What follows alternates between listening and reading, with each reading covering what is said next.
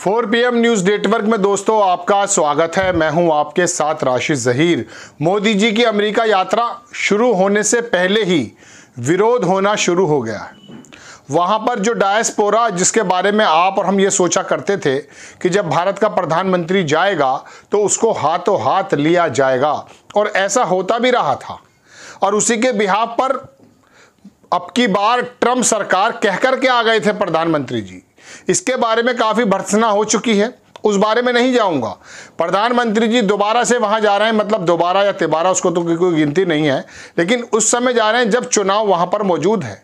और वहां डायस्पोरा और एक ऐसा फोरम जो कि इंडिया के अंदर डेमोक्रेसी के बारे में थोड़ा सा चिंतित रहता है, उसने मोदी जी का प्रोटेस्ट कर दिया है और कहने लगा है, Modi you are not welcome in a New York. आपको मैं पूरी खबर दिखाऊंगा, लेकिन सबसे पहले वो पैम्फलेट देखिए।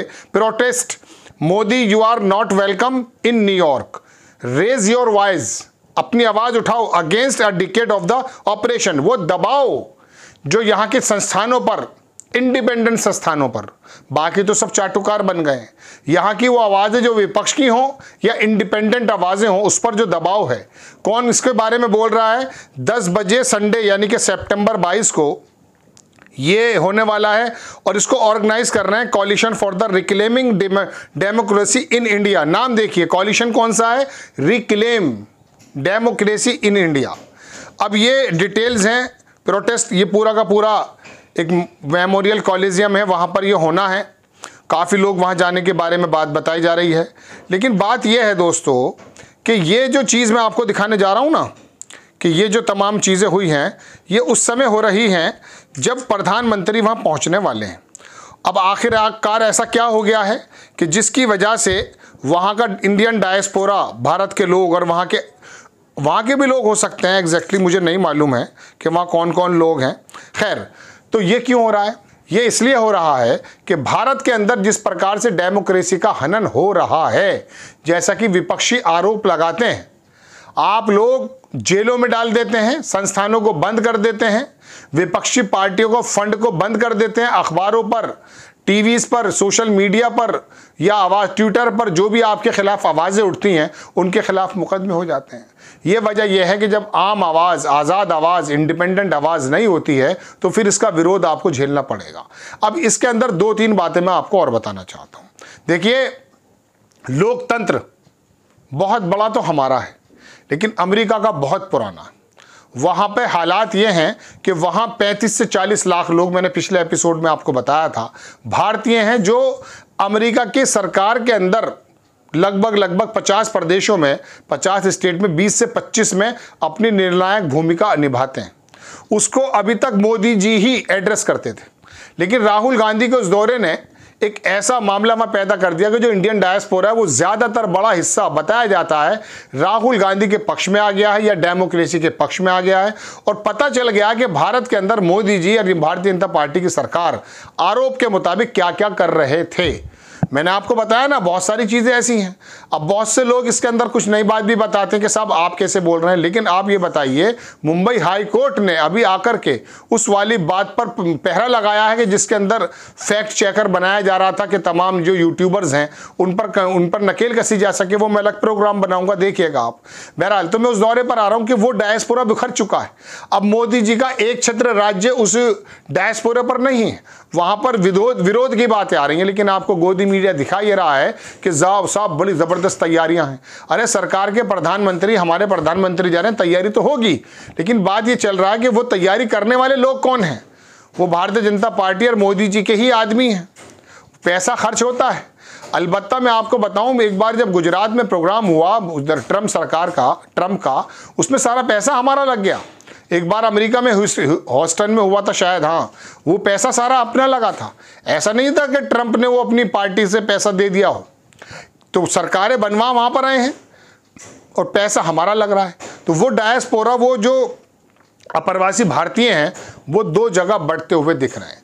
राहुल गांधी ने दरअसल एक तमीज़ कह सकता हूँ, एक डिफरेंस पैदा कर दिया और उनको लोगों को सोचने पर मजबूर किया कि जिस प्रधानमंत्री के बारे में आप हो हल्ला करते हैं, गुल्ला करते हैं, दरअसल करना तो चाहिए।